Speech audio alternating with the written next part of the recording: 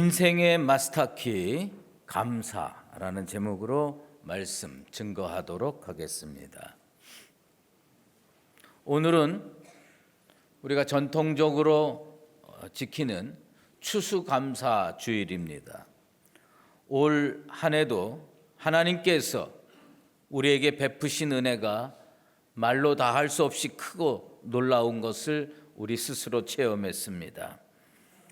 하나님께서 우리에게 새로운 교회를 하도록 허락해 주셨습니다. 이것이 다 하나님의 섭리요 뜻이요 은혜인 줄 깨닫는 성도가 되기를 바랍니다. 그리고 하나님께 이제 하나님 정말 감사합니다 라고 고백하는 우리가 되길 바랍니다. 우리의 이 감사의 고백을 들으시고 하나님께서 이제부터 더 큰 은혜와 축복으로 우리를 인도해 주실 줄로 믿습니다. 우리 먼저 옆에 분하고 할렐루야 하나님께 감사합시다. 이제 우리 오른손을 들고 하나님께 할렐루야 하나님 감사합니다. 크게 한번 외치겠습니다. 시작. 할렐루야 하나님 감사합니다. 아멘. 예, 감사합니다. 요즘 젊은이들 그리고 매스컴에서 응원이라는 단어를 자주 사용합니다. 나도 응원하고 싶은 사람 많이 있습니다. 그런데 요새 그 TV 광고에 한 여성이 가끔 나타납니다. 김단우라고 하는 여성인데 아마 26으로 보입니다. 젊은 여성인데 유방암에 걸려서 시한부 선고를 받았습니다. TV에서 그 여성을 이 자막으로 이렇게 소개합니다. 유쾌한 암 환자. 뭐 유쾌하고 싶겠습니까? 유쾌하려고 애를 쓰는 거겠죠. 그 여성을 위해서 잠시 기도했었습니다. 그녀가 지금 유지하고 있는 나름대로의 삶의 원칙이 있어 보였습니다. 작은 기쁨을 크게 만들어서 절망을 날려버리겠다 해요. 사소한 것에도 감사를 찾아서 그것으로 자기 인생의 큰 기쁨을 만들겠다. 그런 자세로 인생을 대하니까 기록에 의하면 항암제가 약효를 많이 발휘해서 암 증식이 멈추고 통증도 줄었다고 기록하고 있습니다. 감사가 그 고통을 줄여주고 그리고 이 여성이 용기를 내서 자원봉사도 하고 다시 학업도 이어가고 있다고 합니다. 하나님께서 이 여성과 함께 했으면 좋겠다. 그런 응원을 보냅니다. 그러면서 오늘 이 추수감사절에 우리 교회 성도들을 응원하고 싶습니다. 우리 교회에 암 환자가 꽤 여럿 있습니다. 많은 분들이 그것을 감추기를 원해서 한 분만 말씀드리고 나머지는 여러분들이 아셔서 응원해 주셨으면 좋겠습니다. 김현진 집사님이라는 분이 우리 교회에 있습니다. 젊은 분입니다. 그런데 시간이 갈수록 그 병세가 완연하게 얼굴에 드러나고 있습니다. 하나님께서 그와 함께 하시기를 원합니다.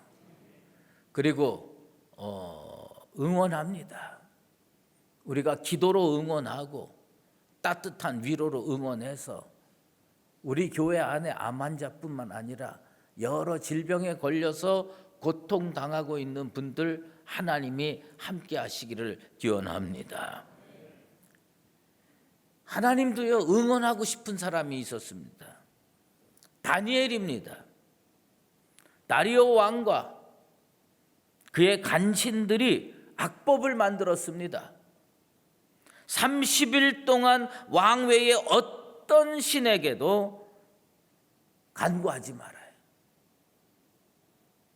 어떤 다른 신에게 무엇을 간구하면 사자굴에 넣기로 왕의 금령을 만들었습니다. 그리고 도장을 찍었습니다.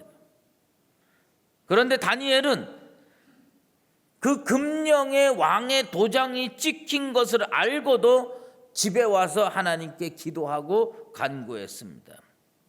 그런데 우리가 이 사실을 너무나도 여러 번 설교를 듣고 성경을 읽으면서 알고 있지만 아주 중요한 것을 하나 간과하는 경향이 있습니다. 그것은 뭐냐면 다니엘이 기도한 것만 강조해요. 다니엘이 하나님께 기도했다는 것만 강조합니다. 그런데 정확하게 다니엘서 6장 10절을 보면 무릎을 꿇고 기도하며 그의 하나님께 감사하였더라. 다니엘이 무엇을 했느냐? 기도한 것 맞습니다. 기도한 것 맞지만 거기에다가 한 가지를 덧붙였어요. 그것이 뭐냐면 그런 상황에도 하나님께 감사했다고 하는 겁니다. 목숨이 경각에 달린 그 상황에서 기도하고 감사했습니다. 하나님은 살아계신 하나님이십니다. 그렇게 절박한 상황에서도 기도하고 감사했던 그 다니엘 하나님께서 응원해 주셨습니다. 사자굴에 던져졌어요. 하나님께서 어떤 방법으로 그것을 이루셨는지 성경에 나와 있지는 않지만 하나님은 사자들의 입을 봉해 주셨습니다. 한 가지 분명한 것은 하나님이 다니엘을 응원하셔서 밤새 그와 함께 하시고 그를 지켜주셨다는 사실입니다. 이 추수감사절에 여러분들의 마음, 정성을 거룩하게 만들고 하나님께 기도하고 감사하는 날 되기를 바랍니다. 그러면 하나님이 다니엘을 응원해 주셨듯이 오늘 이 어려운 시대를 살아가는 우리 수유제일교회 성도들, 우리 교회를 하나님께서 응원해 주실 줄로 믿습니다. 사도 바울이 에베소 교회 성도들에게 선포한 말씀입니다. 누추함과 어리석은 말이나 희롱의 말이 마땅치 아니하니 오히려 감사하는 말을 하라. 우리가요 상황이 얼마나 힘들지 모릅니다. 요즘 힘들게 사시는 분 많이 있습니다. 그런데 어리석은 말 하지 마시고 누추한 말 하지 마십시오. 우리 흥하는 말씨가 있고요, 망하는 말투가 있습니다. 말이 씨가 돼서요 여러분 마음밭에 뿌려지고 인생의 텃밭에 뿌려지는데 은혜의 말, 축복의 말, 거룩한 말을 씨로 심게 되길 바랍니다. 그래서 여러분들의 인생이 하나님의 은혜로 흥해지게 되길 바랍니다. 오히려 감사의 말을 하라. 오히려 감사의 말을 하라. 다니엘이 그 어려운 상황에서 감사하고 하나님께서 응원받았던 것처럼 여러분들의 처해 있는 상황이 아무리 어렵고 힘들어도 오히려 감사의 말을 하라. 그 말이 씨가 돼서 여러분들 인생에 하나님의 은총이 머물게 되기를 예수 그리스도의 이름으로 축원합니다. 오늘 시편 기자는요, 할렐루야 여호와께 감사하라, 이 말씀으로 시편을 시작합니다.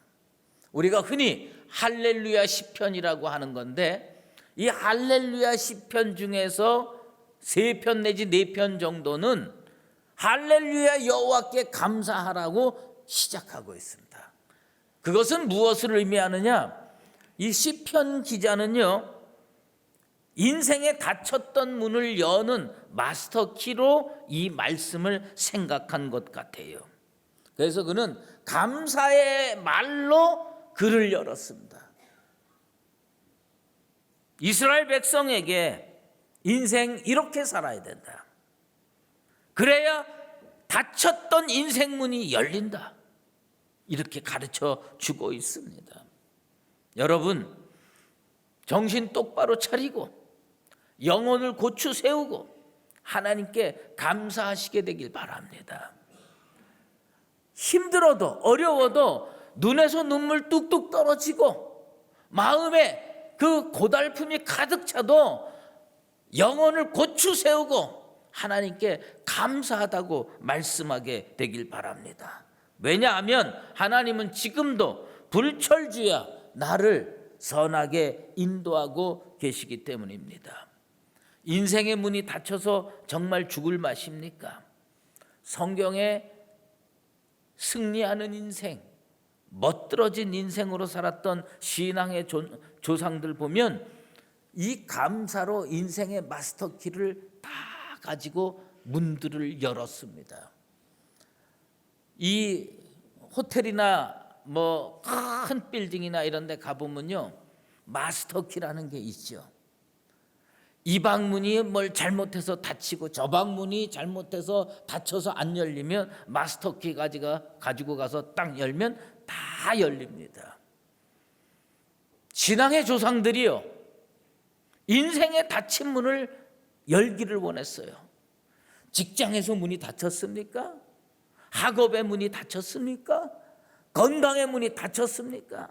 여러분 인생의 닫힌 문을 열 마스터키가 뭐예요? 우리 신앙의 선배들은 뭘로 마스터키를 삼았느냐? 할렐루야 여호와께 감사하라. 하나님께 감사함으로 인생의 문들을 열어간 줄로 믿습니다. 우리 예수님도요, 감사를 마스터키로 사용하셨는데 기적의 마스터키로 사용했습니다. 예수님께서 베세다 들녘에서 말씀을 증거할 때 수많은 사람들이 그 빈들로 찾아왔죠. 그들의 배고픈 상태 그대로 돌려보낼 수가 없었습니다. 그래서 예수님은 제자들에게 너희가 먹을 것을 주어라, 그렇게 명령했습니다. 근데 먹을 걸 주고 싶은데 뭐가 있어야죠. 안드레라는 제자가 어느 소년 데리고 왔습니다. 그 소년 손에 우리가 잘 알다시피 보리떡 5개와 물고기 2마리가 들려져 있었습니다. 그 도시락을 들고 아마 우리라면 이걸 가지고 이 많은 사람이 어떻게 먹을 수 있겠습니까? 100% 원망하고 100% 불평할 만한 상황이었습니다. 이 도시락 하나로 뭐를 할 수 있단 말이냐? 그런데 예수님은 그 불모지 같은 상황에서 하나님께 먼저 감사했습니다. 성경에 축사했다고 되어 있습니다. 예수님 인생의 마스터키가 뭔지 아십니까? 예수님 기적의 마스터키가 뭔지 아십니까? 그것은 바로 감사였습니다. 하늘을 우러러 축사했습니다. 하늘을 우러러 축사했더니 기적이 일어났습니다. 하나님께 감사 기도 드리고 나니 기적이 일어났습니다.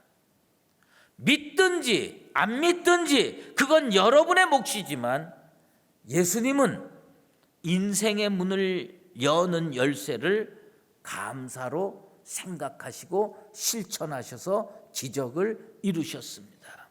여러분의 인생의 닫힌 문, 그거 믿음의 조상들은 감사로 열었습니다. 난 여러분들이 이걸 믿고 생활 속에서 늘 감사해서 닫힌 인생의 문을 열어가는 나와 여러분 되시기를 바랍니다. 감사를 하라고 하니까 억지로 따라하는 사람들 꽤 많이 있습니다. 저는요, 억지로라도 따라하는 게 좋다고 생각합니다.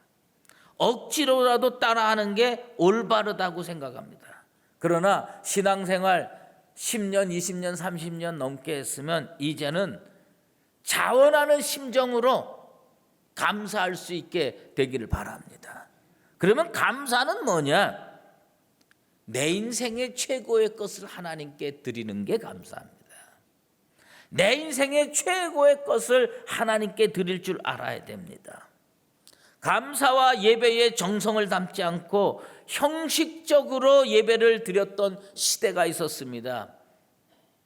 말라기 시대였어요. 하나님이요, 화가 나셨어요.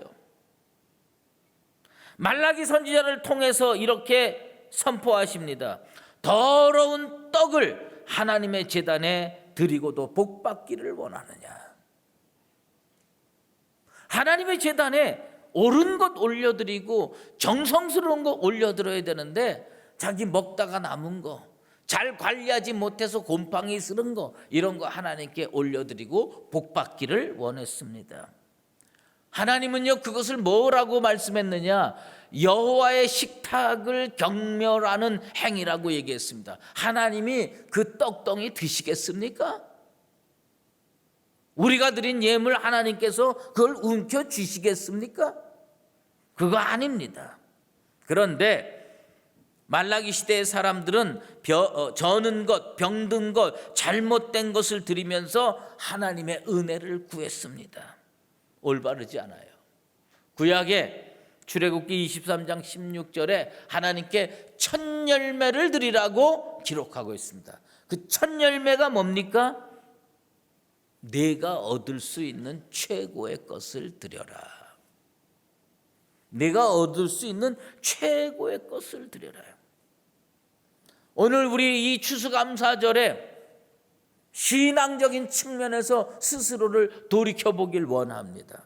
나는 하나님께 내 인생의 최고의 것으로 감사를 드리고 있는가? 다윗은 시편 138편 1절에 내가 전심으로 주께 감사한다고 고백했습니다. 여러분들의 마음을 다 묶어서 정성껏 하나님께 감사드리고 예배드리게 되기를 소망합니다. 정약용이라고 하는 사람이 있었습니다. 강진이라고 하는 곳에 17년 유배돼서 유배 생활을 했습니다. 어느 날 한양에 남아있는 아내와 아들, 딸들이 편지와 필요한 물품들을 소포로 보내줬습니다. 유배지에 그래도 먹고 살아야 되니까 소포로 보내줬습니다. 보퉁이를 열어보니까 참깨도 들어있고 찹쌀도 들어있고 팥과 콩도 있었습니다. 그런데 조그마한 주머니가 따로 하나 옆에 있어요. 주머니 보니까 그 주머니를 끄트머리를 저 바느질 실로 이렇게 꿰매 가지고 이렇게 해서 보낸 거예요. 근데 이 바느질 솜씨가 영 형편이 없어 보여요. 그래서 보니까 이 정약용의 막내 아들이 아버지 주겠다고 뒷산에 올라가서 그 밤 떨어진 거 가시 헤쳐가면서 산 밤 알 몇 개를 주워가지고 그 고사리 손으로 그걸 주워가지고 아버지 보고 싶어요. 이 밤톨 드세요. 제가 주운 겁니다. 삐뚤빼뚤 쓴 편지와 그 알밤 그 주머니 자기 손으로 꿰매가지고 한 알도 흐트러지지 말라고 해서 귀양가 있는 아버지께 보냈습니다. 얼마나 기특합니까? 아버지가 없는데도 잘 커주는 거 너무 고맙고, 그래서 이 알밤을 삶아 먹으려다가 하나 까가지고 입에 턱 넣고 먹으려다가 울컥 감동이 몰려와서 못 먹었어요. 그리고 그 알밤을 가슴에 담았습니다. 어린 막내 아들이 귀양가 있는 아버지를 생각해서 뒷산을 헤매 다니면서 모은 겁니다. 최고의 감사 선물입니다. 이 아버지가 그 알밤 가슴에 담았습니다. 여러분, 진실한 감사는요, 어디에 담는 거냐면 마음에 담게 돼 있어요. 다윗이 전심으로 하나님께 감사하면 그 전심으로 감사한 게 어디 가는 줄 아십니까? 하나님 가슴에 담겨 있습니다. 하나님께서 기억하시고 그 인생을 축복하는 것은 너무나도 당연한 일입니다. 아주 오래전에 제가 목회 초기에 광명시 철산리에 있는 어느 작은 교회에서 부흥회를 인도한 적이 있었습니다. 그런데 아주 좁은 계단을 올라가는 자그마한 2층 빌딩의 교회였는데 집회를 다 마치고 돌아 나오려고 하는데 허리가 아주 꼬부라진 할머니 한 분이 막 쫓아 내려오는 거예요. 그러더니 내 손을 꼭 붙잡더니 내 손에다가 뭘 하나 쥐어줬어요. 뭐냐, 목사님 가면서 바카스 한 병 사드시라고. 그리고 내 손에다가 1,000원짜리 한 장을 쥐어줬어요. 그 1,000원짜리를 이 손을 못 펴고 시외버스를 타고 집으로 돌아왔습니다. 그 1,000원 쓰면 뭐하고 안 쓰면 뭐합니까? 그런데 그 감사의 마음은 내 가슴에 남더라고요. 여러분, 감사는 전심으로 하는 겁니다.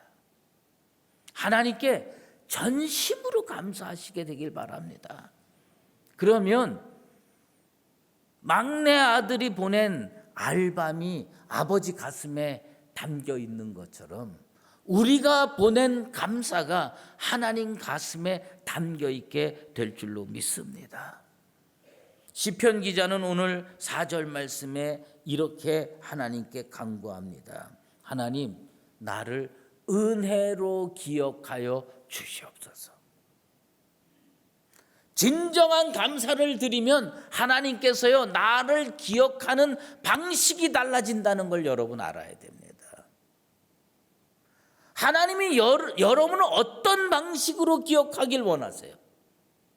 하나님이 여러분을 어떤 방식으로 기억해서 어떤 방식으로 은혜 베풀기를 원하십니까?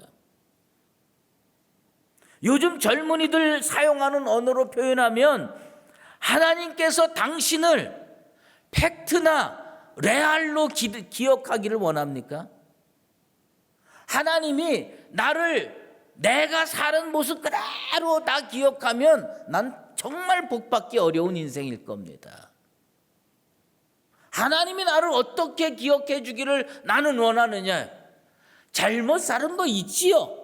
부족하게 사는 거 있지요.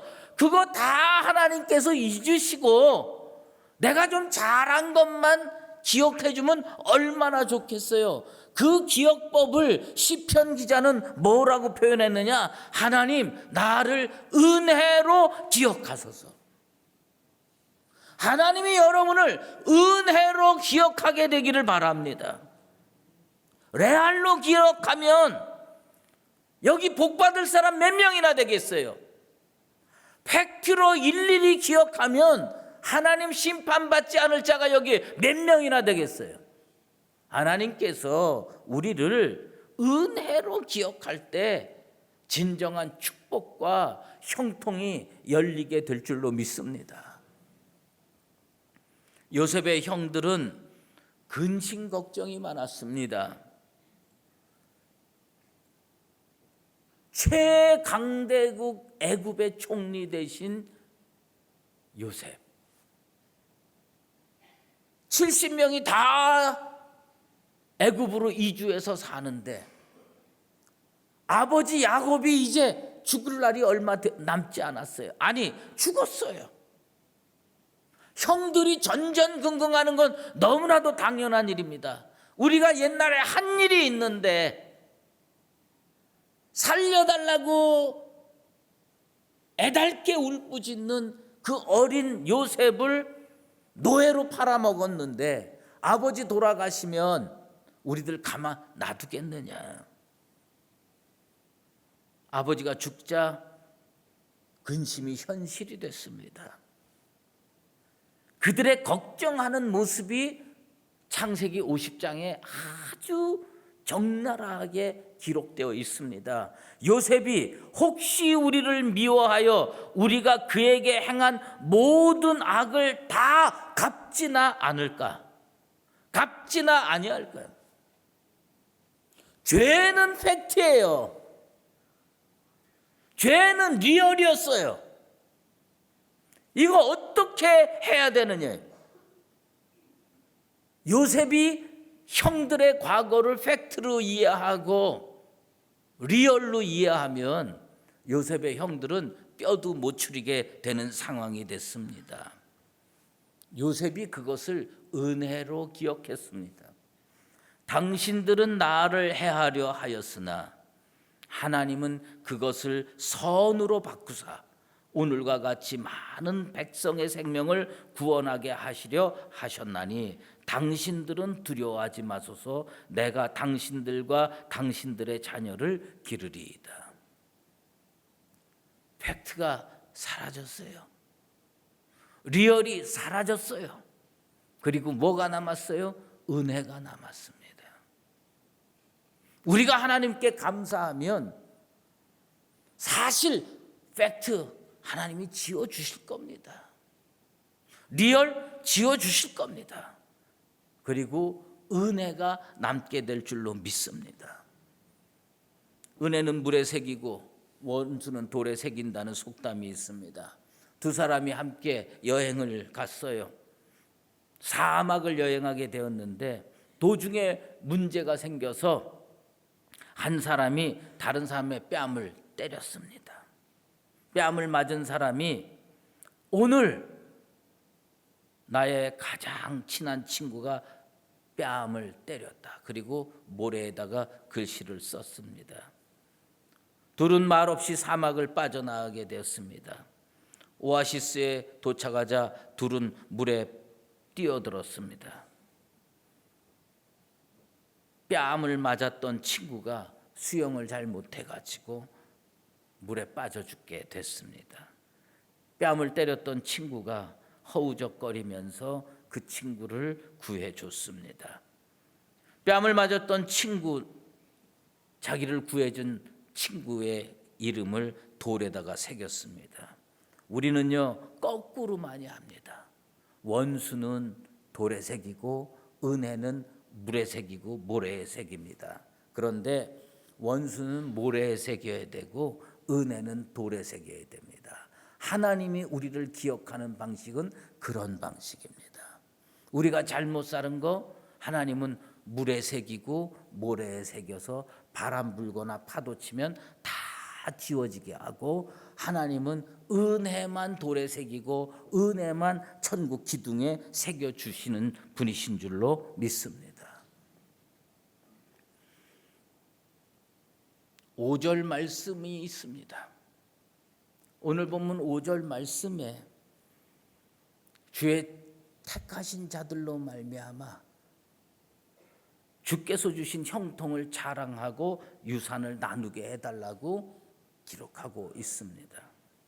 나는 목사로서 수유제일교회 성도들이 하나님께서 복을 주셔서 오늘부터 다시 형통한 인생이 되기를 원합니다. 세상 사람들이 기복신앙이라고 꾸짖어도 좋습니다. 나는 그렇게 심오하고 복잡한 신학은 잘 모릅니다. 그저 바라는 것은 하나님의 백성들이 이 어려운 상황에서 예수 잘 믿어보려고 이렇게 애를 쓰는데 좀 먹고 사는 거 넉넉해지고 건강해지고 젊은이들이 미래를 꿈꾸며 인생의 길이 형통해서 여러분들 생애 가운데 자녀들도 잘 되는 것을 보면서 살게 되기를 바랍니다. 하나님께서 우리의 인생살이에 잘못된 거는 다 지워주시고 은혜로 기억해 주셔서 세상에 나가서 형통을 간증하며 축복을 나누면서 살아가는 복된 수유제일교회 모든 성도들 되시기를 예수 그리스도의 이름으로 축원합니다. 기도하겠습니다. 하나님 아버지, 하나님은 우리의 일거수일투족을 다 알고 계십니다. 잘못 말한 것, 나쁜 의도를 가진 것, 그릇된 행동을 한 것, 이런 것 다 기억하시면 하나님 앞에 은혜 받고 복 받을 자가 누구이겠습니까?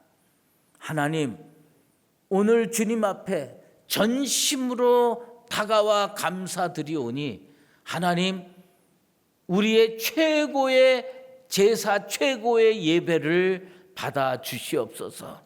그리고 우리의 전심을 받으시고 우리를 은혜로 기억하여 주시옵소서. 그 은혜로 말미암아 이 땅에 살면서 형통의 길이 열리고 축복의 길이 열려서 하나님 앞에 그리고 세상 앞에 간증하며 나 하나님께 이렇게 은혜 받았다, 나 하나님께 이렇게 복 받았다 나누며 살아갈 수 있는 복된 수유제일교회 성도들 다 되게 도와주시옵소서. 예수 그리스도의 이름으로 기도드리옵나이다. 아멘. 이제는 우리 주 예수 그리스도의 은혜와 하나님 아버지의 극진하신 사랑하심과 성령의 인도하시고 교통하심이 하나님 앞에 나와서 나의 최선을 다해 감사드리고 주께서 우리를 은혜로 기억하셔서 세상에 나가 주님이 주신 은총과 형통을 간증하며 살기로 작정하는 사랑하는 수유제일교회 모든 믿음의 권속들과 우리 교회 위에 이제로 영원히 함께 계시옵기를 간절히 축원하옵나이다.